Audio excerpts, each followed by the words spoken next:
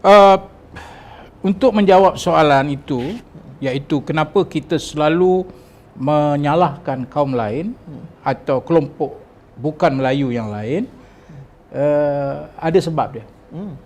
Okay. Malangnya sebabnya itu akan menjawab kegagalan cara kepimpinan politik Melayu yang diberi amanah untuk memimpin orang Melayu ini. Apa dia? Yeah. UMNO selama ini sebagai parti yang dikatakan membela orang Melayu, mengamalkan pendekatan model apa yang dinamakan sebagai model payung, atau dalam bahasa istilah politiknya dipanggil patronage, political patronage, iaitu perlindungan politik. Tapi saya tidak suka guna perlindungan dengan maksud patronage. Saya lebih suka menggunakan perkataan payungan, memayungi. Downside ataupun efek negatif dalam payung itu apa dia? Dia terpaksa memastikan orang Melayu terus menyokongnya melalui perlindungan yang mana dalam rangka untuk memayungi itu mereka terpaksa menyuap orang Melayu. Okay. Ya. Kalau istilah sebelum ni kita dengar makan dedak. Oh, makan dedak kan. Ya. Kamu tak dengar tu? Ada pernah dengar apa? Makan sagon tu, sagon. Sagon. Jadi itulah sebab apa nak bagi dia orang. Aku lindung kau, kau dia kau sokong aku, sudahlah. So dia tidak fikir macam mana dia nak empower orang Melayu. Bagaimana dia nak menanam nilai-nilai mulia untuk supaya orang Melayu boleh bersaing. Ada, bukan tidak ada. Tak betul lah kalau saya kata tidak ada. Maksudnya ada usaha untuk memperkasakan ekonomi orang Melayu. Betul, ada. Saya tidak nafikan. Tapi dengan melihat cara dan pendekatan itu yang bersifat payungan, menyebabkan orang Melayu seolah-olah bergantung sepenuhnya kepada kuasa ini, dan mereka kemudian menggunakan payungan ini ke atas orang Melayu untuk kepentingan politik dia. Paling buruk dengan semua ini ialah pada waktu yang sama dia suruh orang Melayu bangun sebagainya, tapi pada waktu yang sama golongan elit Melayu ni, kita namakannya sebagai elit kerana mereka ini elitis politik yang hanya memikirkan tentang kuasa tapi tidak memikirkan apa kebaikan kuasa mereka itu nak diberi kepada yang bawah. Kalau dia bagi pun yang bagi yang tulang-tulang, yang apa. Rampas. Jadi apa yang berlaku? Sambil-sambil itu dia rampas, dia menjarah untuk kepentingan kelompok parti dia dan kaum keluarga dia. Baik. Untuk mewajarkan semua ni supaya orang Melayu tidak sedar dengan perbuatan mereka, satu, mulut dah penuh sagon. Apa sagon? Sagon. Mulut dah penuh dedak. Tak boleh nak cakap. Dia bila orang Melayu sikit bangkit untuk tegur orang Melayu yang lebih mungkin melihat, kita ni jadi mangsa ni. Apa dia nak jawab? Itulah jawapan dia. DAP ni bahaya kepada orang Melayu. Dia nak hapuskan hak orang Melayu. Orang Cina kita perlu lihat sebagai musuh. Bangsa ini bahaya. Bangsa ini akan merosakkan negara. Mereka merancang untuk memastikan orang Melayu ini tidak ada kuasa ekonomi. Tapi pada waktu yang sama, mereka nak tutup sebenarnya segala kepincangan dan kehakisan maruah mereka itu melalui menimbulkan ancaman teori konspirasi kaum lain. Tapi pada waktu sama, dengan itu dia dapat menguasai payungan yang telah dibina selama ini. Jelas. Inilah hari ini hasil yang kita terima. Apa dia? 1MDB. Betul lah tu. Inilah hasilnya. Contoh terjelas. SRC.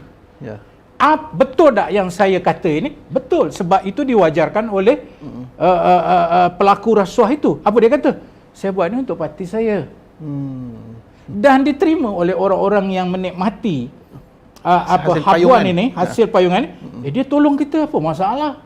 Kalau tak ada dia, macam mana parti kita nak maju? Walhalnya ia telah mengheret orang Melayu kepada satu perangkap yang mana orang Melayu merasakan bahawa akhirnya buatlah apa pun tak apa, termasuklah hilang maruah kerana rasuah, asalkan Melayu. parti aku dapat jaga, orang Melayu aku dapat bagi payungan. Di sinilah gagalnya pendekatan ini Ya. yang orang Melayu hari ini merasainya daripada kesan-kesan. So, apa ni Ustaz Saiful? Ya. Kalau nak bagi orang makan, boleh. Tapi kita selalu dengar kan, ajar dia cari makan lebih baik pada bagi dia makan. Makan. Ajar orang itu cara menangkap ikan lebih baik daripada memberi ikan padanya setiap hari. Betul. Oleh kerana mereka tidak memikirkan kalau dia takut kalau kawan ni lebih cerdik pada dia, dah pandai tangkap ikan, dia tak minta dah dekat kawan ni. Yalah. Dia kata, mengapa aku nak duduk bawah kau? Aku pun dah boleh tangkap ikan. Jadi tidak ada empowerment kepada orang Melayu. Akhirnya terperangkaplah orang Melayu dalam saya namakan sebagai minda terkepung, siege mentality. Ya. Ketika itu mudahlah bagi para pemimpin Melayu ini untuk menyalahkan orang lain. Maka akhirnya mereka terkepung. Bila terkepung, nombor satu, dia prejudis kepada kaum lain. Ya, ya. Bila terkepung, dia akan merasakan orang lain sentiasa mengancam dia. Bila terkepung, dia akan sentiasa mengharapkan kepada payung yang selama ini dia rasa kerana itu dia boleh hidup. Sedangkan kalau dia bebaskan diri dia daripada kepungan ini, wah, dia akan lihat, ya Allah, dunia ni sangat besar. Kenapa aku tidak tahu untuk menangkap ikan? Betul. Kenapa aku tidak tahu untuk berdiri sendiri? Kenapa aku perlu payungan? Bertongkat istilahnya ya. Oleh itu, kita memerlukan satu pendekatan baru. Ya. Itu kewajarannya. Ya. Kita memerlukan satu bentuk model. Apa modelnya?